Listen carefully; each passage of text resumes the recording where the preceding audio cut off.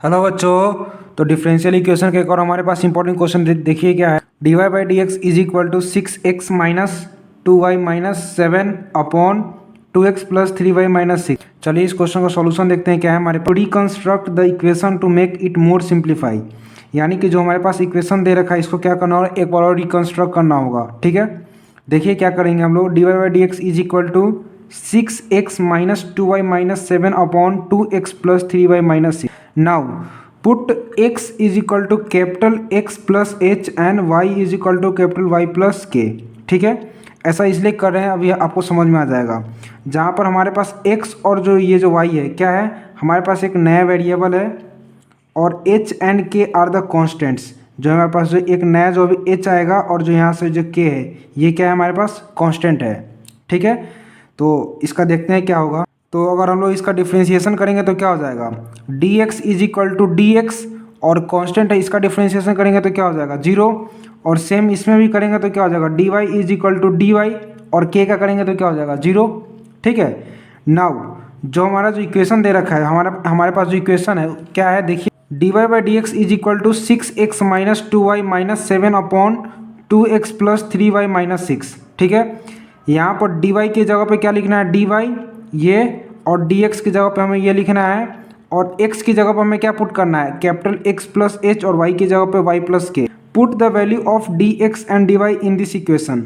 जो हमारे पास जो डी एक्स और डी वाई की जो वैल्यू है हमें ये इसमें पुट करना है। तो क्या हो जाएगा हमारे पास, D Y upon D x is equal to 6 into X, X की जगह पे क्या लिखना है, x plus H minus 2 into Y plus K minus 7। ठीक है, अपॉन में 2 into X plus H plus 3 into Y plus K minus 6।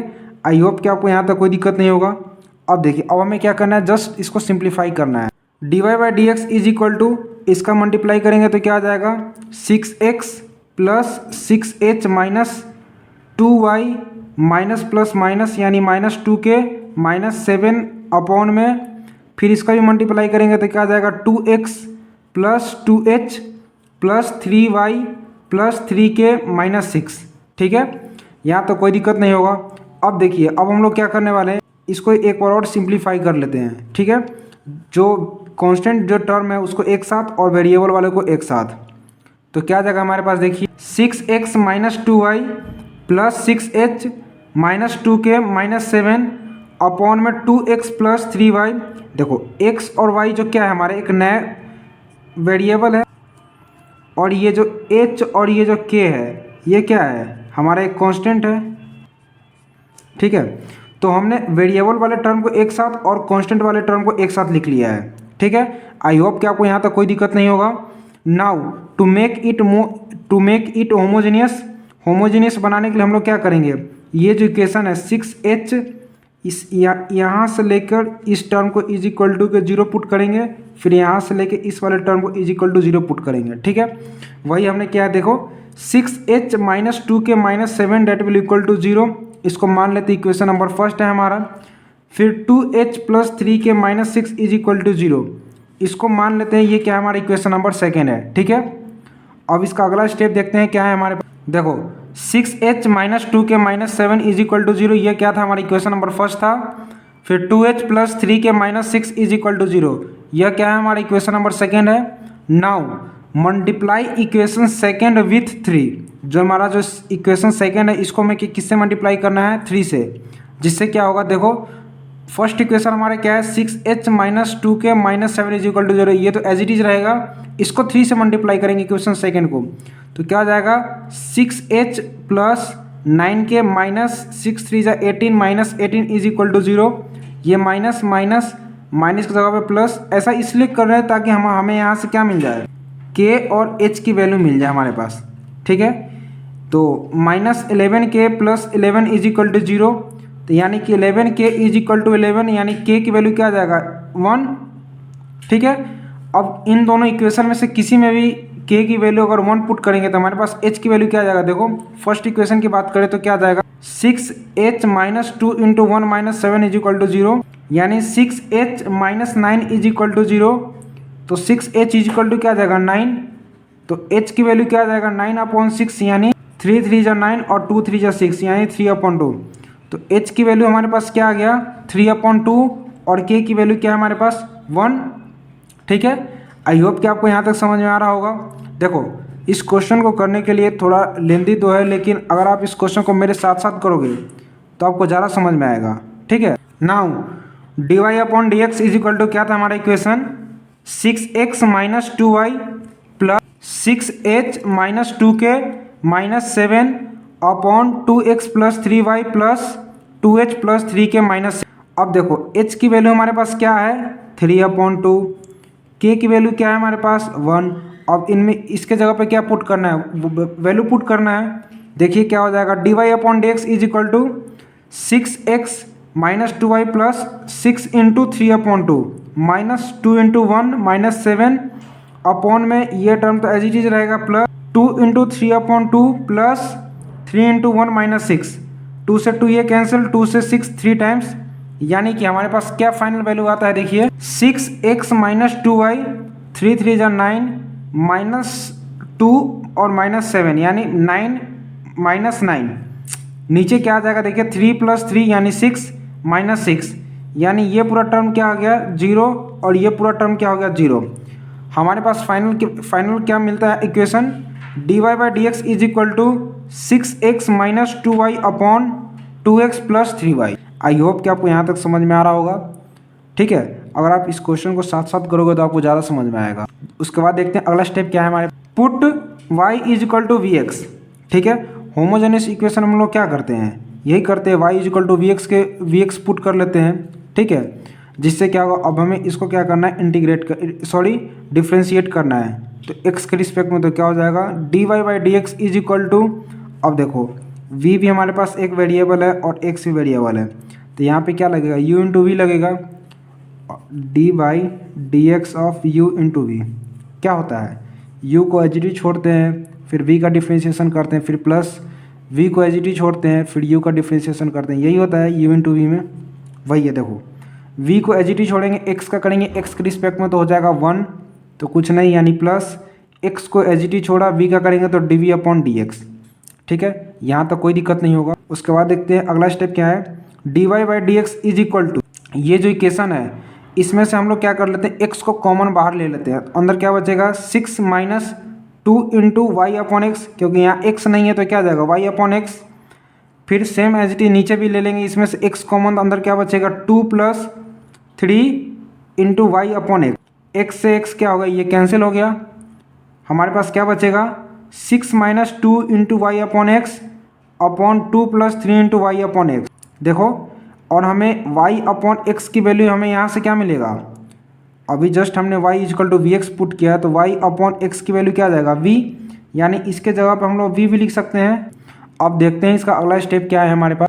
देखो dy/dx is equal to 6 minus 2 into y/x upon 2 plus 3 into y/x, यहाँ तक तो हमने कर लिया था और हमने क्या एज्यूम किया था y is equal to v x, फिर यहाँ से हमने इसको डिफ्रेंशिएट करने के बाद हमारे पास ये वैल्यू आया था। अब देखो यानी कि dy/dx के हम जगह पर हम लोग ये वैल्यू भी लिख सकते हैं। देखो ये जो हमारे पास इक्वेशन है dy/dx की जगह पर हम लोग ये वैल्यू लिख सकते हैं, बिल्कुल लिख सकते हैं। तो क्या जाएगा v plus x into dv/dx is equal to 6 minus y/x, y/x को यहाँ से हम लोग क्या लिख सकते हैं v, यानी 6 minus 2v upon 2 plus 3v। यहाँ तक कोई दिक्कत नहीं होना चाहिए। अब बस हमें क्या करना है इसका वेरिएबल को सेपरेट करना है, फिर उसके बाद इंटीग्रेट कर देना है। x into dv/dx is equal to, अब देखो ये जो इधर जो v है और इधर आएगा तो क्या आ जाएगा माइनस का, यानी 6 minus 2v upon 2 plus 3v minus v, LCM क्या आ जाएगा हमारे पास 2 प्लस 3v। ठीक है, तो 6 माइनस 2v माइनस का v, फिर इसका मल्टीप्लाई करेंगे 2 प्लस 3v के साथ, देखते हैं उसके बाद हमारे पास क्या आता है x into dv/dx is equal to 6 minus 2v minus 2v फिर माइनस प्लस माइनस यानी minus 3v² upon 2 plus 3v। ठीक है, यहाँ तो कोई दिक्कत नहीं होगा। उसके बाद देखिए x into dv/dx is equal to minus 3v² फिर माइनस 2v और minus 2v minus 4v plus 6 upon 3v plus 2। ठीक है, यहाँ तो कोई दिक्कत नहीं होना चाहिए।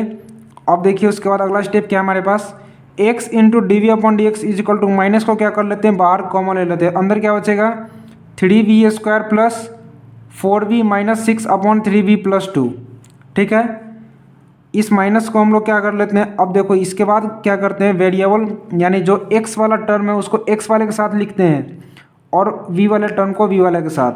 यहाँ भी x है और ये भी x है और इन सारे टर्म में क्या है, v है, यानी कि माइनस को इधर भेज देते हैं। dx/x इज इक्वल टू, ये इसके साथ मल्टीप्लाई में चले जाएगा, यानी कि 3v+2 इंटू डी अपॉन में 3v² प्लस 4v माइनस 6, यानी डी की ये डिवाइड में आ जाएगा। यहाँ तक कोई दिक्कत नहीं होना चाहिए। नाउ अब इसका अगला स्टेप देखिए क्या है, multiply both nominator and denominator of RHS with 2।